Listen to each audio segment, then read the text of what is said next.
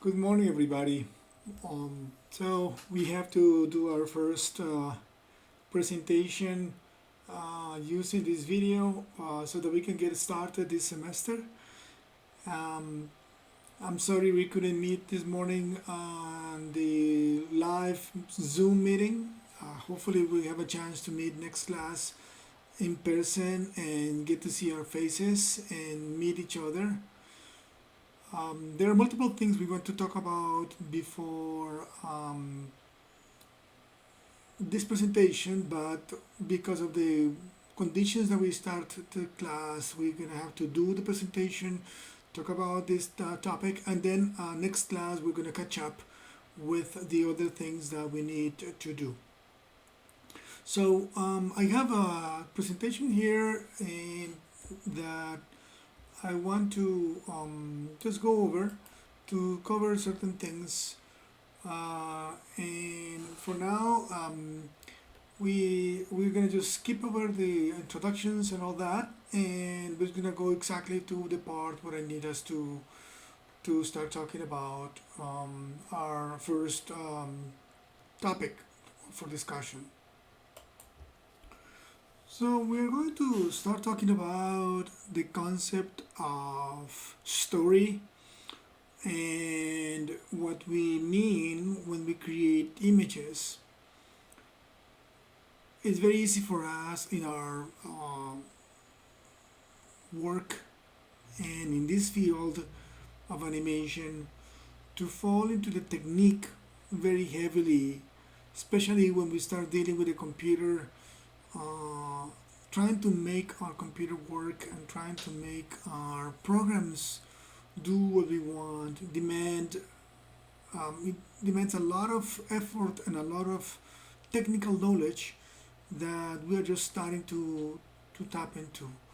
So while we do that, we always want to keep our concept of story, our concept of creativity alive. We don't want to forget about the creativity behind what we do. And that's one of the most important parts of this class. And for that, every time that we're going to work on things, we're going to work on the story and try to understand what it is that we're trying to say, how we're trying to say it, who we're saying it to, and what's the impact that may have. How clear is the message and how effective? And there are many things that we want to think about in order to do that. Once we get clear of the message and the intention of the message and who we're telling it to, then we talk about the technique, then we talk about the program, then we talk about the mechanics of putting this image or this video together. And we're going to follow that same routine for every project we're going to do this semester. And so we're going to keep our eyes on the creativity and the part of lighting and rendering that deals with it. Of course, the modeling and all that will be part of it. And we start by talking about, especially from the concept of lighting and rendering, we talk about the concept of mood. That's the first thing we want to kind of frame our ideas around. Yes, you're gonna have a message. Yes, you're gonna have a story in your images, in your models, in your scenes. But if you just take a step back before you pay attention to the details, you want to understand what's the mood, what's the feeling that people are going to have when they see your image for the first time, before they even digest what you're telling them. It's like when you enter a room. If you go into a room or into a space, you find that feeling. It may be crowded, it may be very humid and hot and uncomfortable, or it may be maybe very well light, fresh, relaxing, and all of that puts your mind in a state and a feeling that it's considered the mood. So that's the first entrance to when we present an image to people. We set up the mood. Usually this presentation I do it interactively, so I ask you and you respond back to me. In this case, it's going to be all me talking about the images. And you see that, for example, in this image, the mood is very gloomy, eerie, scary for some people. And this perception is not exactly because the scene or the content of the scene is eerie or scary. It's because we have, as a culture, a perception that we have understood for years and centuries. In this case, death is something that we are very fearful of, and whatever comes from that. It could be spirits, it could be monsters, it could be demons, it could be death itself.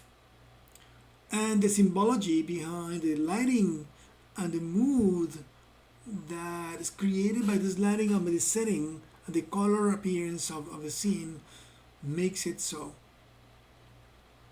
So, in this case, of course, it's the lighting, and we've seen this many times in movies, in photographs, in comic books, in theater, television, everywhere.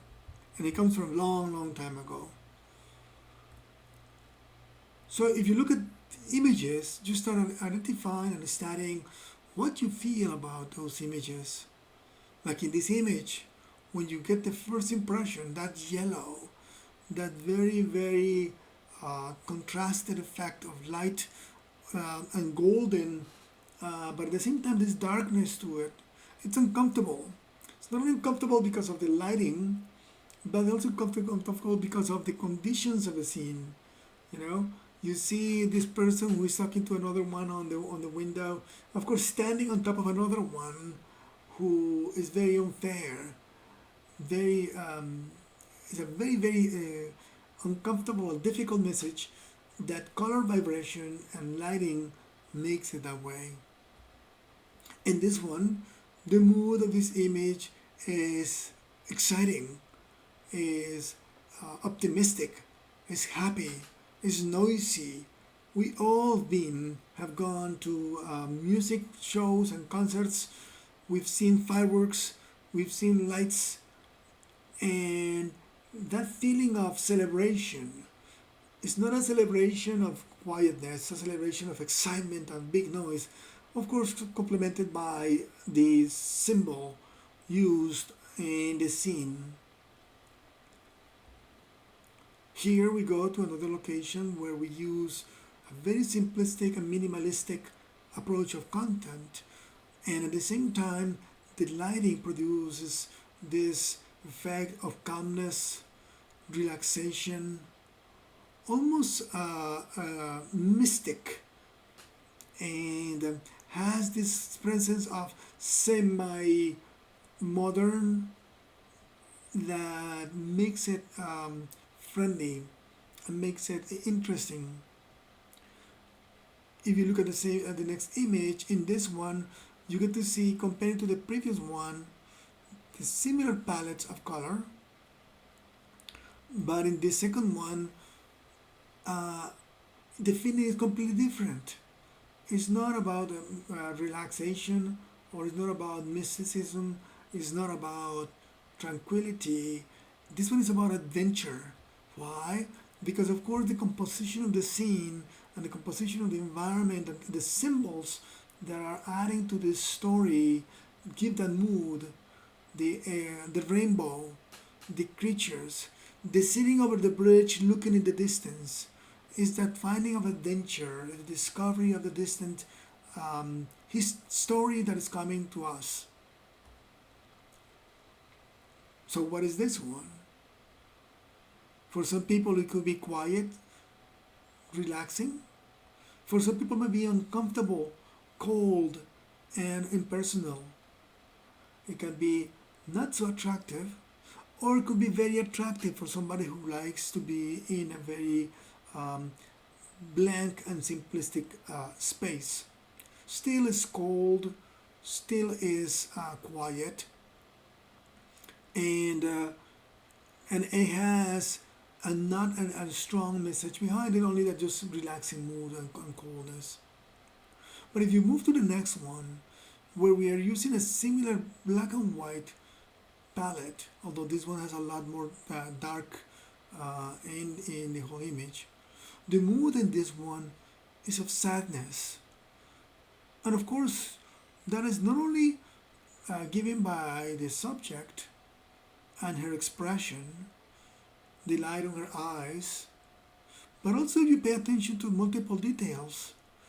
You get the sadness connected to the bed frame, scratchy, then the old bed that gives you the sense of you know poverty and give you the sense of difficult situation. The wrinkly sheets give a sense of not such a fancy space. It's a difficult place. We get a sense of illness. You get a sense of sadness and maybe a little bit of hope. And still, you see the beauty of the character. Her earrings connect with the reflection on her lips and the reflection on her eyes. So it's a sad but still hopeful feeling. Here, our mood goes into a more mystic, even religious, because of the color, because of the light, the texture, the fact that we have this dark background, almost like church-like, or a place of worship. And of course, is the warmth produced by the light of the candles. Candles also have a symbology of this mysticism of sort of a spiritual connectivity.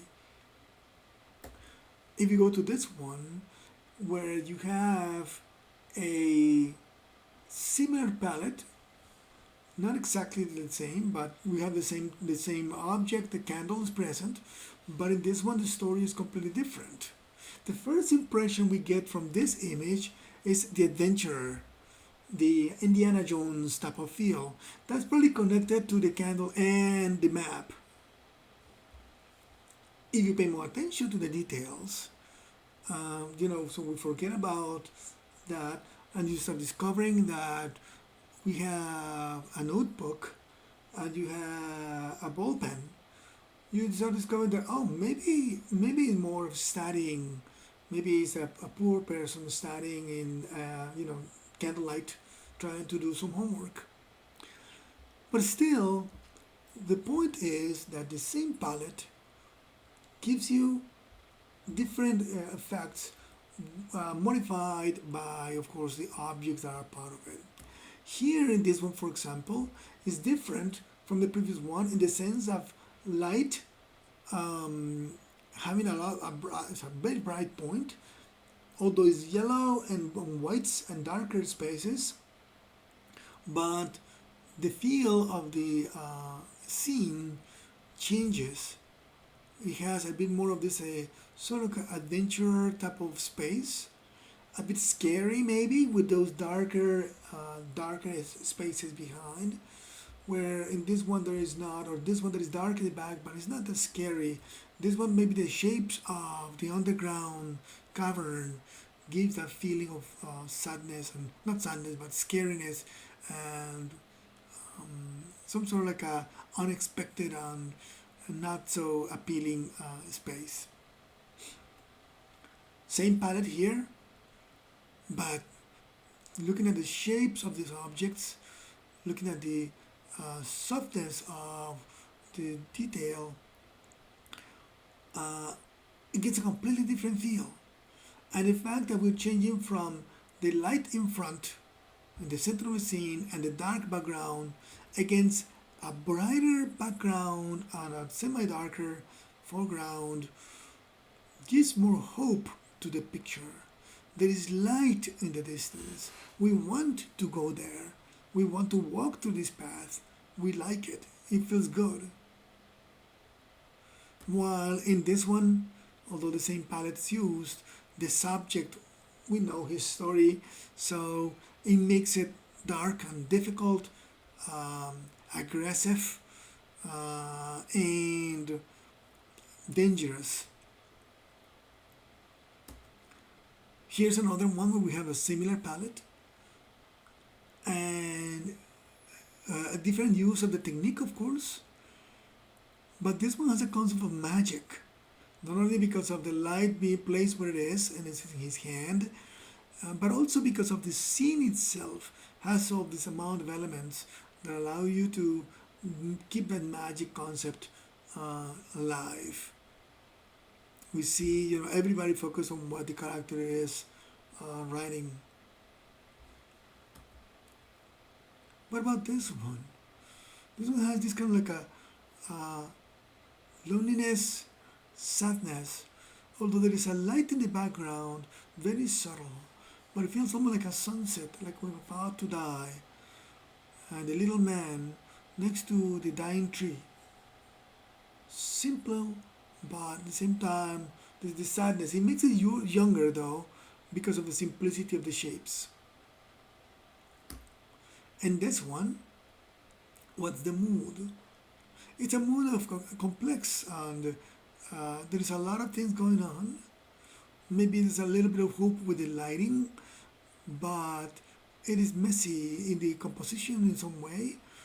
Of course, lighting is not fully sophisticated here. They're just one source of light in the space, and of course the sunlight behind us. The mood is not calm completely because of the composition of the objects, and the arrangement of objects make it uh, complicated, makes it hard to navigate through, and that gives them more of difficulty and not such an easy feel. So you can continue studying images and images, and I invite you to study as many as possible, not only in movies, not only in basic books, or even daily pictures or shows, but going back to art and start identifying what you feel. The most important thing is what you feel. Most of us, if we are in the same culture, it seems that we kind of feel similarly. Depending on the culture, if you go west or you go east, the feel may be a little bit different. Although that globalizing a bit more now, everybody's getting the same feel for more equally. So, to identify the mood, as we said before, we have the mood and the feeling of the first introduction to the object, to the scene, to feel the mood. But we need a story behind the mood so that it supports and expands the mood. And of course, we need to come up with a premise for a story. So we need to work on those things together in order to make a clear message. And what is the premise? We have heard that word before, and people say it different ways. I like this one given by Robert McKee, in which he says he's an expert in story development. And what he says is that if you want to come up with a premise for any type of creative story, you want to ask yourself the question, what would happen if? When you open up that question, you are setting up yourself to create something that happens. Story is a happening. Something is an event that affects a character and an audience through that character. So let's try to play with that. So for example, I could say, what would happen if a violin and an umbrella were combined into the ultimate gadget for cooking. That is the beginning for me to create my premise. This is not the premise itself. It's just me asking the question to create the premise. So what would happen if a violin and umbrella were combined into the ultimate gadget for cooking? It's an absurd idea, but just the absurdity of asking that question is what gives me the opportunity to create something that is new and different. So I come and say, well, it would be the ultimate shredder with a cheese holder. I'm just simply get and put the two together. I just made a quick little sketch here just to suggest the idea, where I'm creating an absurd combination of two objects to make a third. And the action of the scene, of the action of this premise, would be shredding. It would invite it to shred. It would be inviting to provide a new cooking gadget. And the mood would be appetizing. If that's the mood that I want to feel in this scene, if it was maybe set up on a kitchen countertop with some lighting of kind of like a dessert, or that would be a feel. I could give it another feel too, but to me it feels that it's more like playing soft music at the same time of the music, the cheese is being shredded for a meal. Again, I know it's absurd, it's forced in some ways, but at the same time, I'm trying to come up with something creative and something new. I'm not trying to fall into the same thing that we always do. So here's another one. What would happen if a man modified a hammer into an airplane? Well, the answer would be, well, the airplane would not fly because it would crash down every moment it goes into the air. I don't have a visual solution for this. It would be up to you to come up and design an airplane out of that hammer. What would be the action in this premise? Would be flying. That's what would happen. Or maybe better, not flying. And by saying that, I say the mood could be tragic. Tragic because the thing is suffering or is not happening. So that sadness or that trauma could be presented in this scene. In reality, I could change the mood to anything. In this case, my premise is a negative premise, so it seems that tragic would be a bit better to fit it. What would happen if a clock had too many hands? Well, this one was an exercise for us to resolve together in class, so let me try to come up with a solution for it. I would say, well, maybe a clock having so many hands, they will start spinning around until it starts propelling itself into the air as a helicopter would do. Again, it's a ridiculous premise. The action would be again flying because the hands will start spinning outside of its location. And the mood could be adventure. If you can imagine clock's hands spinning wildly while the rest of the body of the clock is kind of dragging behind. What would happen if a corkscrew met a balloon?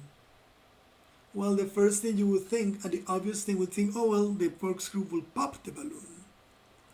But maybe not. Maybe I say, well, they will decide, this corkscrew and the balloon decide to get together, to fly and dig through the ground, maybe as a double functionality machine. I don't know. The action, it could be the digging through the ground as the corkscrew is opening holes and the balloon is following behind. The mood, I can play different ways. It can be hard work, it can be rough, it can be tough. If I make the balloon be light and relaxing, I'm bringing the corkscrew for a fly. If I change the story, it could be it could be adventure, it could be relaxing. Let's try this one, it's a bit better. What would happen if a rock wanted to be a bird? A rock wanted to be a bird, the premise would be, would put up or would put on some feathers to make up its wings and would jump off the cliff, falling down into the ground. So that would be the premise. The action would be, again, falling down. I don't want you to think that all my solutions are flying, but it seems that they are coming out like flying this morning. But it could be also jumping, or it could be also any other. If he could put some springs and jump up and down. It doesn't have to be wings. And the mood, depending on what it is, because it's springy, if you put springs at the bottom of the rock, as if it just hops in the air to pretend that it is flying, the mood could be joyous, could be playful. If you put the wings and it jumps off the cliff and falls down, it's of course tragic, sad. If you put bat wings on it and flies, it could be more, it could be scary, maybe a bit more horror if you wanted to make a scary rock. Or if it flies with bird wings, it's hopeful. It's a feeling of success. Anyways, I hope you get an idea. The question is, again, you ask a question between two objects and you come up with a premise and an action. In reality, to create a premise, it doesn't have to be with two objects. I'm putting it to two objects because that's guiding us to the project we're going to be working next. But in reality, when you create a story, just by asking what will happen if, what will happen if a character decides to go to school riding on his bicycle, which is not that sophisticated, and the answer would be, well, the character going to school on his bicycle, one of his tires, bicycle tires is flat, and he's had to ride the bicycle with a flat tire. That's a basic premise, but it is a premise. Usually there is a conflict. In this case, for example, what would happen if Headphones said married a trash can? Well, maybe you could make a great boombox, right? And the action would be making music, and the move would be festive, dancing, partying, street music, something like that. So again, we ask the question, what would happen if? We think of the answer and the action that is part of that answer and the mood that the answer has. So with that in mind, let's talk about your project one. So our first project, we are going to, it's called Still Life and Mood. We're going to create a still life scene based on a premise or idea that you create, and the premise will be the result of the combination between two objects that justify an action. Since I am your client, I get to choose what objects and what actions you need to work with. So let's talk about it a bit more. So for example, I have objects to be a car and boxes. The action is driving. So the premise will be, of course, what would happen if a car had to ride on boxes instead of wheels? And the answer for that would be a car with cardboard boxes instead of wheels would drive around using their flaps as wings instead.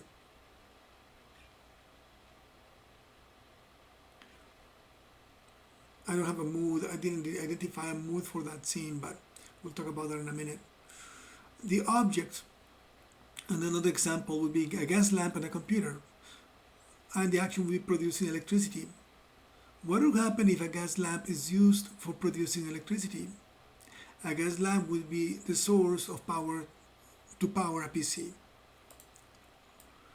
Again, This will be more modern feeling or futuristic, or could be retro, old-fashioned.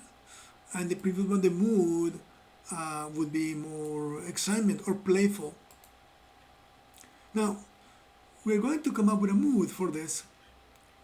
So, the idea when you have identified a mood, you take the premise, idea, and connect it with the provided mood. Again, I'm your client, so I get to choose the mood you're going to be using. After you know the object, find a mood, reference photographs to give yourself clues of lighting, shadows, highlights, materials, etc. So you need to go and, let's say, for example, I'm talking about magic, fantasy, that's the mood, and then you go look for photographs that give you that feeling. Don't worry, it doesn't have to be the same objects in the picture. You're not going to replicate that picture. You're going to only study the lighting conditions. For this one, this is uneasy heat, dusty and old warmth. So there is a bunch of different moods that you can find reference from pictures, and you'll use the picture to identify the lighting, and you're going to try to replicate that lighting in your 3D scene. Fourth, you're going to design a model of the scene, combining the two existing objects. The objects you model in your scene cannot be the same from the mood photograph you are mimicking. Of course, the mood photograph will give you just lighting conditions. You can use reference images for the objects that you are creating. The new object design has to be redesigned in a harmonious composition, not only put together. So, for example, I can say the car and the box, and from those two, I have to come up with a design. Or the gas lamp and the computer, and from those two, I have to come up with a design. Or a sculpture and a camera. Your objects must be an interesting but relatively simple object that do not require extensive modeling. You only have 1 week to model and you be the scene. So it needs to fit the premise and the mood that you choose. So keep it simple. It doesn't have to be crazy. This is our first project. So we're going to have a limited amount of time to work on it. And you need to create and texture the background environment, which needs to be aligned with your story premise. Keep it simple but believable. So it doesn't have to be, don't model a whole room full of furniture. No, keep it simple. Find a corner of the room. If you need to model a table, or you need to model one piece of furniture, or if you do it outside, but just make the wall and the door or whatever it is. But don't make it too heavy. Examples of images of possible objects to combine. Such an example of reference objects. Try to find things that are solid and easy to replicate when you model them, so that you're not going to be finding things that are too crazy to model. What are the objectives of this project? You're going to explore creative ideas and absurd combinations to generate a unique portfolio piece. Again, explore creative ideas and absurd combinations to create a unique portfolio piece. Remember, this semester is candidacy semester for you, so this image will be part of your portfolio. We'll talk about candidacy in our next class.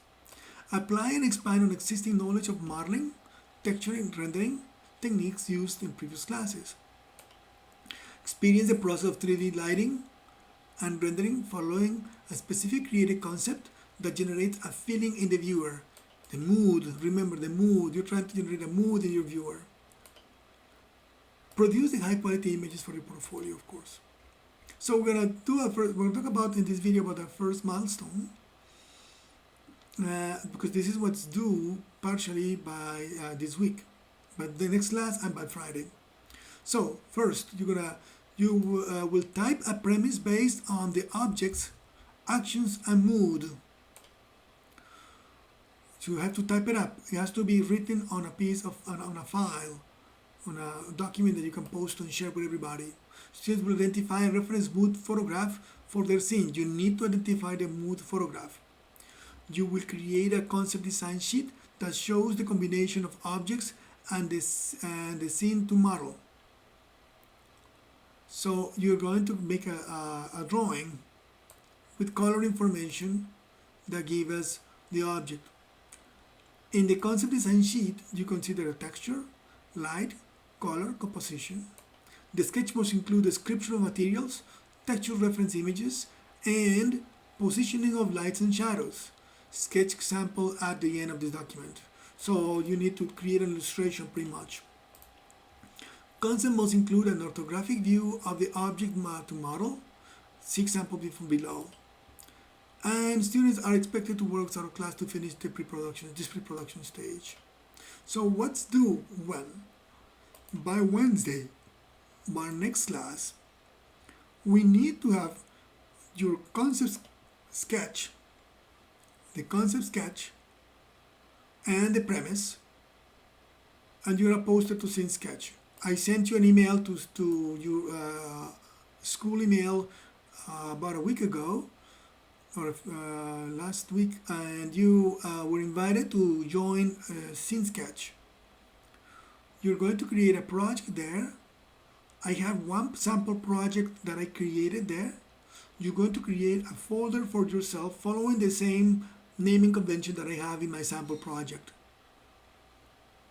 So, and you're gonna save your files there.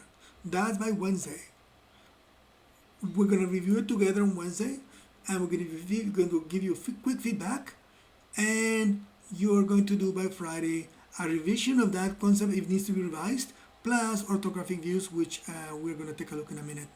All have to be posted to SceneSketch for a quick critique. We're going to have a milestone number 2, which is modeling and UVs, milestone number 3 for texturing and work, and the final milestone will be reviewing lighting and shadows and final rendering. We're going to talk about those more in detail next class. Here are the things that are going to be reviewing at the end. We're going to talk about at the end of the next class. Here I'm going to show you example of sketches that people have done in the past. So here this one is the premise, and this person has a concept sketch with lighting references for the mood. Her mood was eerie. Materials that she's thinking to create in her model on the ground, on the walls. And that helps and makes it easier for you and I to understand what you're doing. Here's another one, coolness and water sports.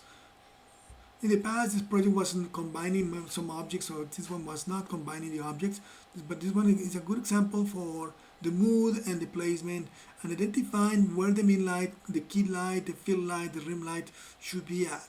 You guys have taken the photography class now, so you should be able to know those. Here's another one. His mood is the premise, a train that uses looking glass to view the world. So it's kind of like a childlike wonder. So it's a train, a wooden train that has kind of like an arm with a magnifying glass. So the lighting, the materials, the sketch of the scene, all of that in the same sketch. Orthographic views, which are due by Friday. You're going to have to draw front, side, and top views of your object as precise and clean as possible. Here are other examples. I think you've seen these images before, but it gives you the idea they have to drawing has to be clean and precise as much as possible. We cannot accept crooked drawings or sideways and weirdly drawn images. Here are the basics of that in case you have a hard time with that. Here a concept sketch of additional of the orthographic views of this train. Here his final rendering. Here the final rendering of the other one that we saw. A second rendering she did. Here's another rendering for another project, another person. Here's another one made by somebody else. And another one. Here I have just suggestion of absurd combinations, things that happen that people create. Don't be afraid of pushing your creativity to make things weird and different. The idea with it is you want to create something that generates a memory that people will remember you, so that when they see your piece, they'll say, oh, and then when they go back to look at your calendar, they say, oh yeah, the person who made the toothpaste with a head, dog head, or the city that was bending backwards, or the lamp that is made of pipes. We have the rubric in this project document, and here is the section of the of what you're going to be doing, what I'm telling you to do. So from this little group of these lines, you're going to pick one. Let's say, for example, you pick line 9, which gives you a 4, an asterisk, a B, and an X. So what does that mean? So the asterisk is you choose a second object from the list below. So let's see, for example, 4, I have to use one of my objects is a faucet. Asterisk is a second object that I choose from the same list, whichever I want to do. Then B, the next list, is grinding. So it's a faucet that grinds something. And the fourth column is an X or a 10 in the Roman numerals. So 10 would be trust. That is my mood. That is the mood that I'm trying to generate. So based on that, you're going to pick one line and you're going to tell it the line. So you're going to start by picking the line, identifying which are the objects you're going to be working with, type up your premise, and do a sketch and present it to us in class on second hour of Wednesday. I hope this makes sense, and keep it exciting, keep it fun, and make it creative. Make it crazy, make it silly. Don't be afraid if it is absurd or ridiculous. Just have fun with it, right? I'll see you guys on Wednesday. I'm sorry we couldn't meet today, but hopefully we're gonna have good fun on Friday and Wednesday. I'm gonna talk about more of the things to come. I'll see you guys later.